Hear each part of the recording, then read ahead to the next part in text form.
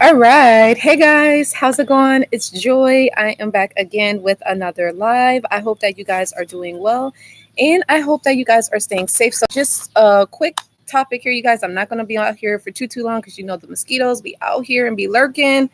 But and also you guys, I just wanted to say make sure that you do follow me on here, subscribe to the channel, follow me on Facebook, join my free Facebook support group as well as my Instagram. Follow me on Instagram, Twitter, and LinkedIn, all at Live Narc Free or Joy Larkin. Okay. So if this is you guys' first time watching again, my name is Joy and I am a narcissist abuse coach. I've been helping former victims and survivors heal, move on, recover, and pretty much gain peace of mind and pretty much move on with their life after dealing with narcissistic abuse. So I could say that, yes, I have helped hundreds and thousands of people, you know, from my videos, from my coaching, trainings, and advice and guidance. So just a little bit of background story of me. So I just want to go ahead and get right into the topic. And again, as usual, you guys, please feel free to continue to keep leaving me topics, comments, feedback, and all those good things. And make sure if you have not subscribed to my email list, because you definitely do not want to miss out on any other events or things that are going to be coming out. Oh, and as you guys know, my new book is going to be coming out officially. I'll probably do the pre-order this Friday, so make sure that you do get the pre-order. It's called Your Pain Will Make You Successful. Super excited about that, and it'll officially be released by the following Friday. So definitely be sure to get a copy of that. I'm pretty sure it'll help many, many people that could be dealing with pain.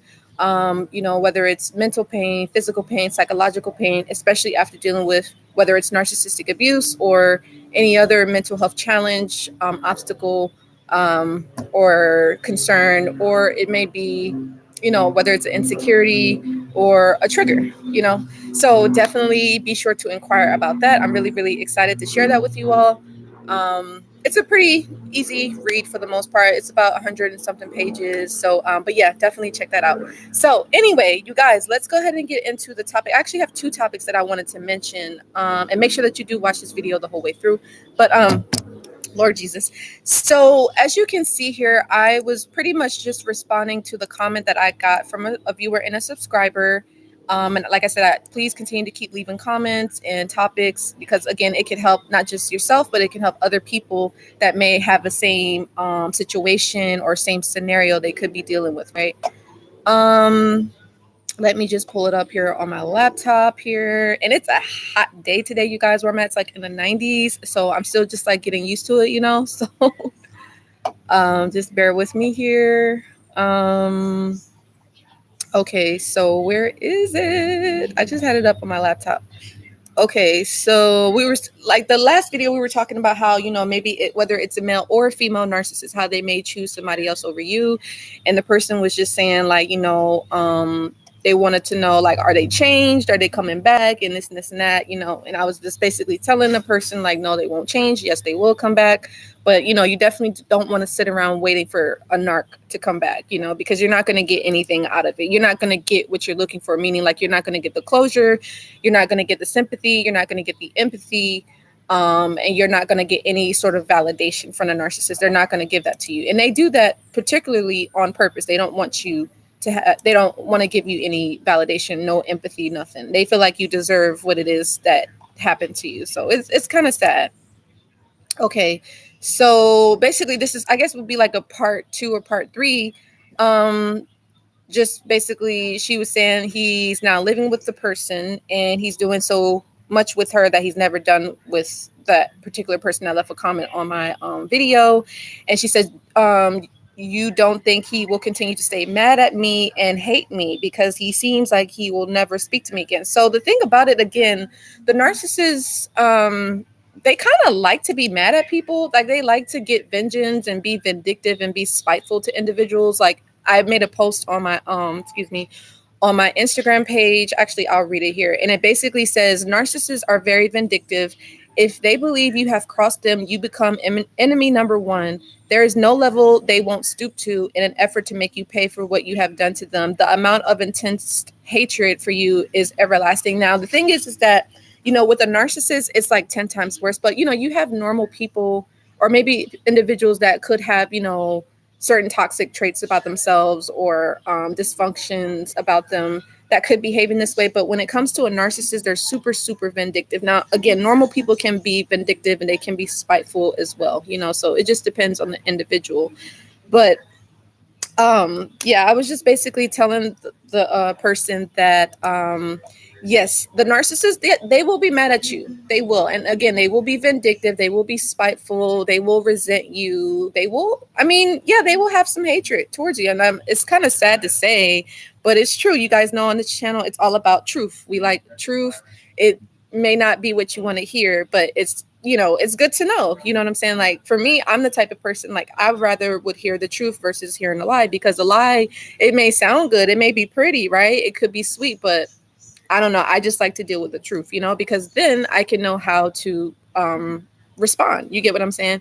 So, but yeah, basically, yes, the narcissist will stay mad at you for a while, but they'll get over it. And yes, they will hate you for a while, or maybe for some time, because again, you're not their supply anymore. You're not providing them what they need, which is, your energy. You're not giving them attention. You're not giving them praise. You're not giving them, affirmation and all that stuff. And the thing about it is that normal people want these things too. It's nothing wrong with wanting attention. It's nothing wrong with wanting admiration and to be liked and to be loved. But the thing is, it's like when you are after another individual and you're like, hey, give me this stuff. And if you don't give it to me, then I'm going to punish you. Or if you don't give it to me, then I'm going to, you become enemy number one. It's like, no, you're supposed to give yourself attention. You're supposed to be happy from within. You're supposed to love on yourself. That's why I always talk about, the importance of being self-reliant, of being independent, and being self-sufficient. Because when you master that, then yeah, once the time is right, you can be in a relationship with someone else, or, love on whoever, God wants you to be with. You get what I'm saying? But while maybe, let's say you're in your single season, it's good to work on yourself. That's why I say sometimes, maybe getting on certain dating apps and moving on quickly, like too quickly, like how the narcissist does, how that can do more damage than good, because you don't really get to know who you are. Like, you don't know what you like, your dislikes. You don't know maybe what your triggers are, or maybe you do know what your triggers are, but maybe you don't know how to handle them, or maybe you don't know how to cope, or to basically. So room, please feel free to say hi and how you doing, and what do you guys think on this topic. Have you guys dealt with this? Are you dealing with it now, or have you already overcame it, or do you know someone else dealing with it? Or you guys too can ask me questions. Excuse me. This can also be like a Q&A if you want to ask me anything in that regards. But yeah, I hope that this was helpful.